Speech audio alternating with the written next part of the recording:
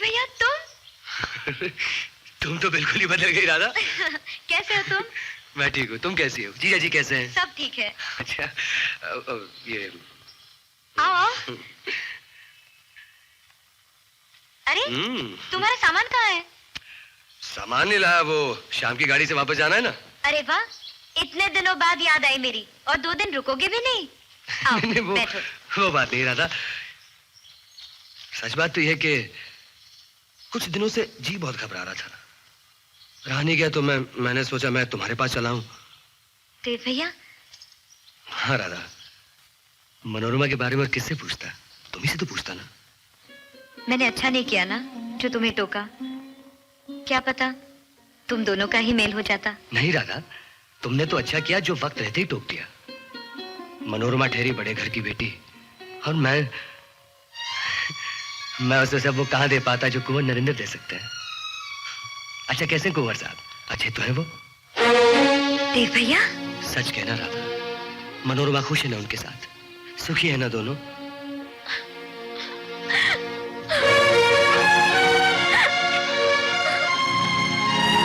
राधा? देव भैया, सच सच बताओ राधा, तुम्हें मेरी कसम राधा, क्या क्या बात है? कैसे बताऊं मैं? एक पहाड़ उस पर टूटा है, दूसरा मैं तोड़ूंगी तुम पर। शादी के चौथे दिन विधवा हो गई तुम्हारी रमा।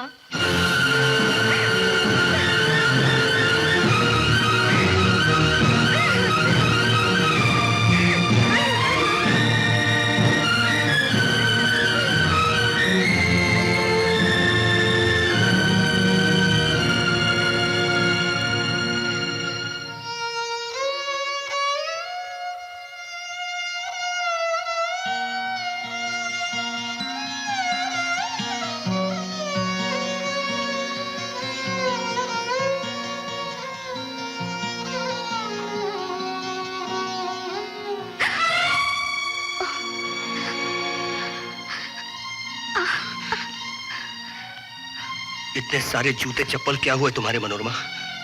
कौन से देव? वो सर में सितारों की कढ़ाई और सरी गोटे वाले।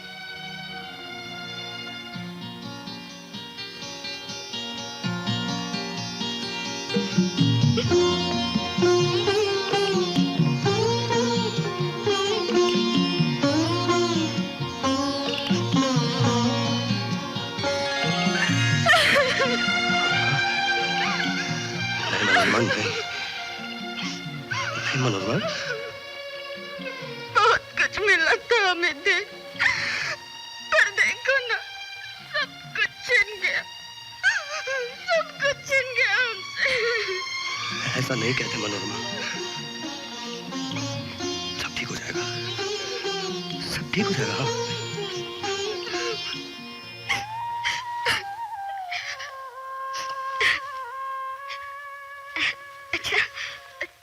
सुना, पढ़ाई कैसी चल रही तुम्हारी? डॉक्टर बने कि नहीं? नहीं मनोरमा, काम ही पूरा नहीं हुआ।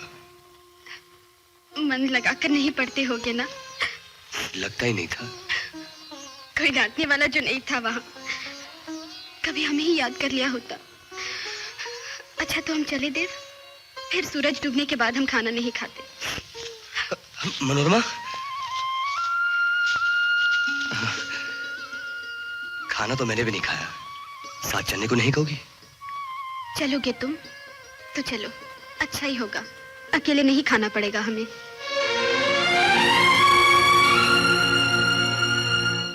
महाराज। बोलो बिटिया। देव खाना यही खाएंगे, एक थाल लगाकर दे जाना। अच्छा बिटिया। एक थाल? मनोरमा, तुमने भी तो खाना नहीं खाया मनोरमा? हम तो मंदिर जाते वक्त ही पका कर रख जाते हैं, लौटकर फिर वक्त नहीं बचता ना। तुम्हारा खाना महाराज नहीं बनाता? महाराज को तो 20 काम होते हैं और हम रहते खाली सारा वक्त। सोचा अपना खाना आप ही पका ले, कुछ तो वक्त कटेगा। आओ। तुम यहाँ कहाँ जा? तुम्हारा कमरा तो ऊपर है मनोरमा। नहीं, अब हम यहीं आ गए हैं, सुबह शाम मंदिर आने जाने में आसानी रहती है ना। आओ।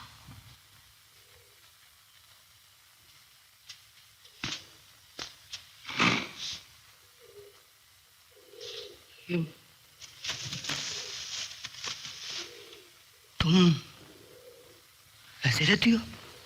महाराज, जी छोटी मालकिन। बैठक में खीर तो भिजवाओ। जी जरा ये थाली अंदर पहुंचा दो। कौन आया है? देवदार बाबू आए हैं, बिटिया के कमरे में बैठे हैं। ये थाली रखी है बिटिया, ले लेना।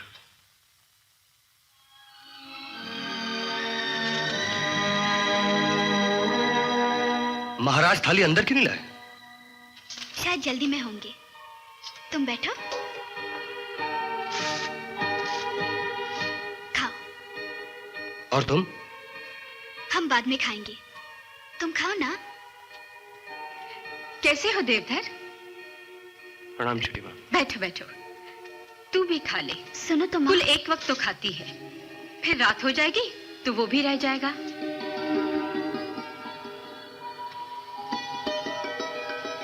तुम ये खाना खाती हो?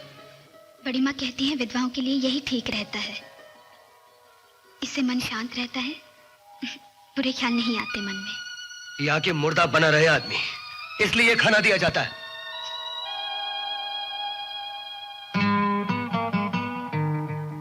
सुन, खीर बनी है आज, ला दूं थोड़ी सी? नहीं माँ। नहीं क्यों, खा ले ना। चोरी खाने से तो सामने खाना अच्छा। भगवान जाने इन विधवाओं को चटोरापन क्यों लगा रहता है इतना। देव, थाली पर से उठकर नहीं जाते, अन्य देवता का अपमान होता है। जीते जागते इंसानों का कोई अपमान नहीं होता है। तुम्हें बड़ी दया आ रही है हम पर, है ना देव? मगर हमने सब सहना सीख लिया है। क्यों सीख लिया तुमने? क्यों? अत्याचार कर रही हो तुम अपने ऊपर मनोरमा, अन्याय कर रही हो तुम, और ये पाप है। अन्याय करना भी और अन्याय सहना भी पाप कर रही हो तुम मनोरमा।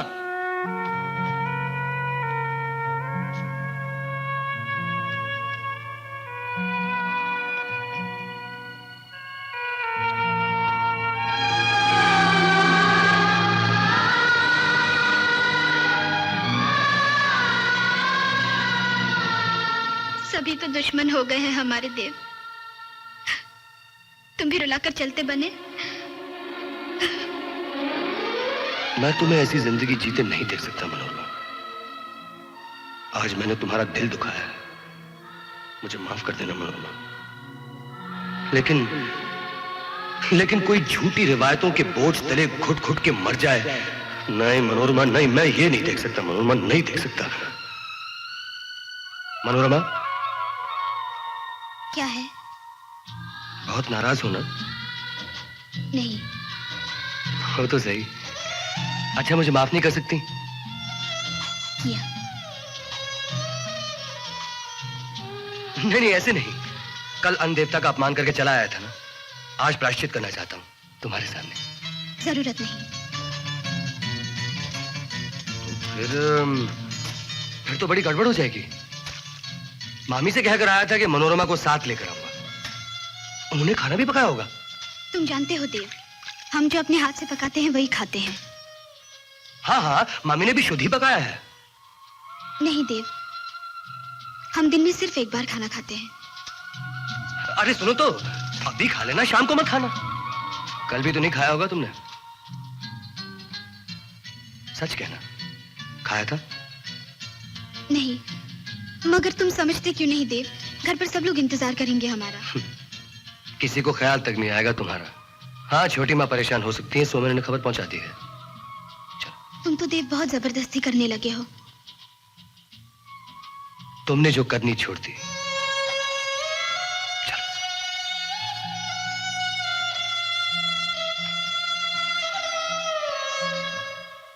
हाँ, जीजा जी आए थे, लेकिन वो जिद करने लगे कि आज ही जाऊंगा। मैंने तो बहुत कहा कि मत जाओ मत जाओ, पर हमारी यहाँ बात कौन मानता है। और आओ मामी। ये सब तो हम नहीं खाते काकी। रूखा सूखा जो बन पड़ा है सामने रख दिया है बिटिया, खा लो। ऐसी बात नहीं है। हम... अरे इसमें मिर्चें नहीं है, कसम से। देखो, हम तुम्हें बताते हैं।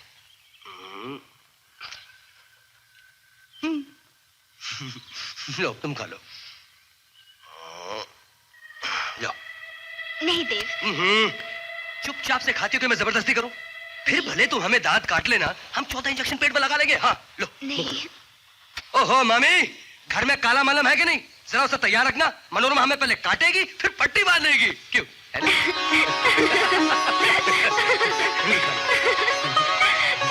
तो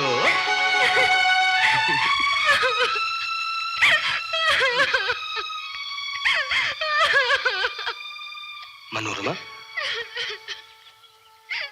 ये क्या मनोरमा? हंसते हंसते रोने लगी। हम तो हंसना भूल ही गए थे देव। क्यों रुला रहे हो हमें और हंसाकर? ऐसा नहीं करते मनोरमा, तुम तो जैसे हंसना मुस्कुराना एकदम ही भूल गई। जरा सा मुस्कुरा दो, तुम्हारी मुस्कुराहट फूलों पर रोज की बूंद की तरह बिखर जाएगी। एक बार खिलखिलाकर देखो, लाखों करोड़ों फूल खिलकर बिखर जाएंगे। प्यार मोहब्बत से तो तेरा कोई सरोकार नहीं छोटे राजा, पर अय्याशी से कब जी भरेगा तेरा? मतलब औरतों को बर्बाद करने का तो जैसे अधिकार है तुझे, कम से कम एक को तो आबाद कर दे तू। कहना क्या चाहती है? तेरी बेटी को बड़ा प्यार करता है वो लड़का। घर बसा दे अपनी दुखियारी बेटी का, दोबारा ब्याह कर दे उसके साथ। कौन है वो हरामजादा? बोल कमीनी, नहीं तो जान से मार डालूंगा। बोल! क्यों मार रहे हो मेरे बेकसूर बच्चे को? अरे मैं तुम्हारे मत मारो मेरे बच्चे को। अरे मत करो डाली। अरे नहीं, मजा भी अरे जाओ इसके मामा को बुला के लाओ।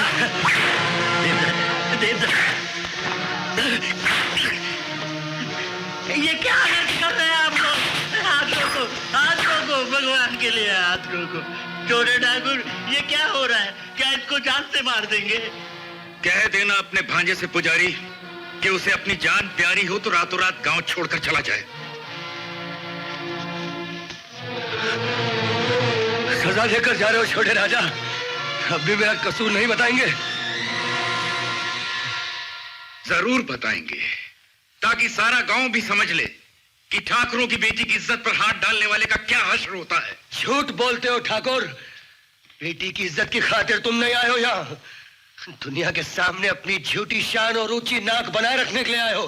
देवधर, जब सारा गांव से विधवा कहकर मुंह घुमा लिया करता है, उसमें इज्जत नहीं गई तुम्हारी। और मैंने जरा सी इज्जत देनी चाहिए उसे, तो तुम्हारी इज्जत खराब हो गई। कुछ पता भी है तुम्हें कि तुम्हारे घर के किस काल कोठरी में पड़ी रहती है वो? कैसे रहती है वो? जैसे भी रहती है वो हमारा निजी मामला है। ये तुम्हारा निजी मामला नहीं है ठाकुर, क्योंकि ये गैर इंसानी तौर तरीके तुम्हारे बड़े घरों से शुरू होते हैं और फिर रीत रिवाज और नियम बनकर सारे समाज में फैल जाते हैं। शमशेर, बांध दो इसे जीप के साथ और घसीटते हुए गांव के बाहर फेंक दो। अपाज हो जाएगा तब अकल आएगी कि हमारी परंपरा और रीत रिवाज पर कीचड़ उछालने का क्या नतीजा होता है। बात करो छोटे ठाकुर राजा, किस मुंह से रीत रिवाज की दुहाई दे रहे हो आज? उस दिन जब रमा बिटिया की कुंडली देखनी थी तो आपने अपनी सहूलियत से रीत रिवाज को ताक पर रखकर मुझसे झूठी कुंडली बनवाने का पाप करवाया था। झूठी कुंडली बनाई थी तुमने पुजारी? मुझसे जबरदस्ती बनवाई थी इन्होंने सरपंच जी। क्यों छोटे ठाकुर, पुजारी ठीक कह रहा है क्या? आप बोलते क्यों नहीं? इस बात का फैसला हम पुजारी से पंचायत में कर लेंगे। ओ विक्रम, अब भी अपने सड़े गले नियम बदल डालो ठाकुर। वक्त तेजी से बदल रहा है। तुम अपने कमजोर हाथों से समय की रफ्तार को नहीं रोक सकते ठाकुर, नहीं रोक सकते।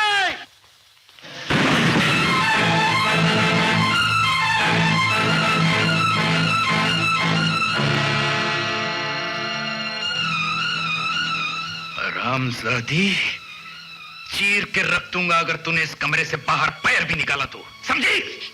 क्या हुआ? क्या किया है इसने? क्या किया है? नाक कटवाती फिर रही है उस 2 टके के कंगाल छोकरे के साथ। अभी तो सिर्फ खाल उधेड़ी उस देवधर के बच्चे की। देवधर? देवधर की? और ये पूछ रही है कि किया क्या है? आज छोटे लोगों के मुंह लगना पड़ा इस कमबख्त की वजह से।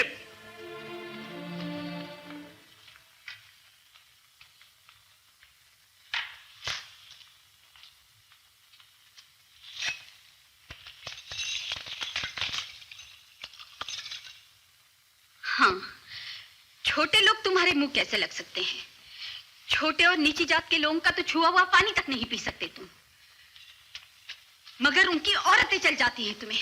हम बिस्तर हो सकती हैं तुम्हारे साथ। बकवास बंद करो। आज तक न तुमसे औरत छूटी है और न शराब, और मेरी फूल सी बच्ची की जरा सी खुशी तुम्हें जहर लगने लगी। वो 8-8 आंसू रोती है तो सारा गांव खुश था, जरा सा मुस्कुरा दी तो सबके कलेजों पर सांप लौट गया। मैं आज मर जाऊं तो कल तक का इंतजार नहीं करोगे तुम। गाजे बाजे के साथ दूसरी ब्याह लाओगे, जश्न मनाओगे, शराब पाओगे, हीरो को बुला के नचाओगे, क्योंकि तुम मर्द हो।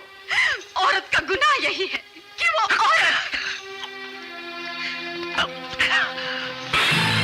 भगवान मेरी दुआ सुने तो मैं मांगू कि तुम ठाकुरों के घर में 7 पुश्तों तक कभी कोई लड़की पैदा ना हो, वरना तो तुम यूं ही खोज खोज कर मारते रहोगे उसे।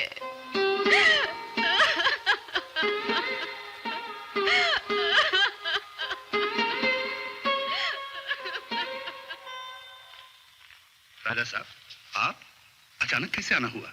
जी वो मैंने बुलाया था रमा को ले जाने के लिए। हमसे पूछा तक नहीं वीर सिंह? अब भी पूछने की जरूरत थी भाई साहब। आइए आप आराम कीजिए।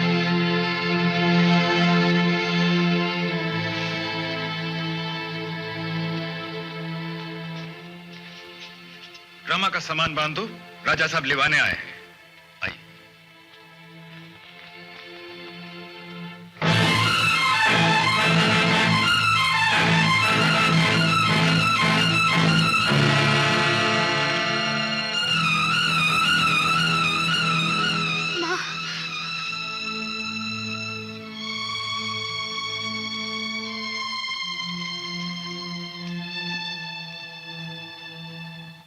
जेठी, वो मर जाएगी जेठी, वो जिंदा नहीं बचेगी। देव अच्छा लड़का है, रमा को बहुत प्यार करता है,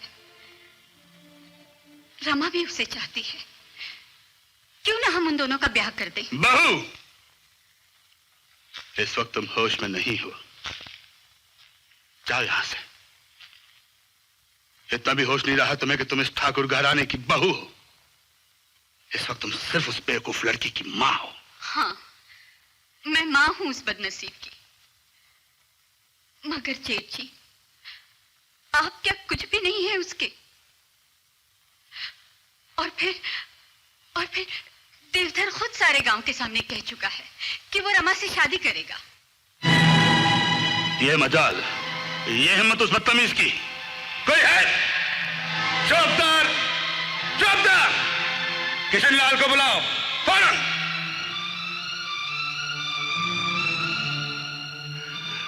हमने सांप को दूध पिलाया,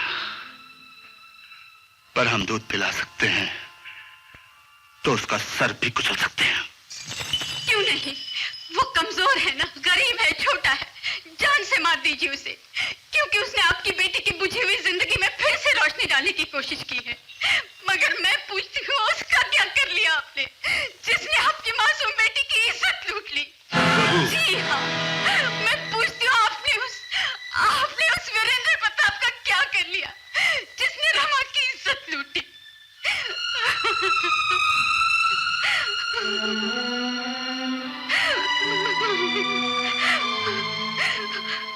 उसकी तो खातिरदारी कर रहे हैं आपके भाई, क्योंकि वो बड़ा आदमी है, उसका कुछ नहीं बिगाड़ सकते आप, कुछ नहीं बिगाड़ सकते। भेज दीजिए उसे वीरेंद्र प्रताप के साथ, सौंप दीजिए उसे कसाई के हाथों में, भले उसकी वो बोटी बोटी नोच ले।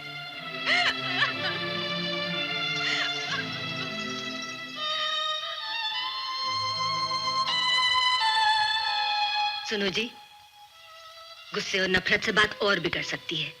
मेरी मानो तो जो भी कदम उठाओ सोच विचार कर।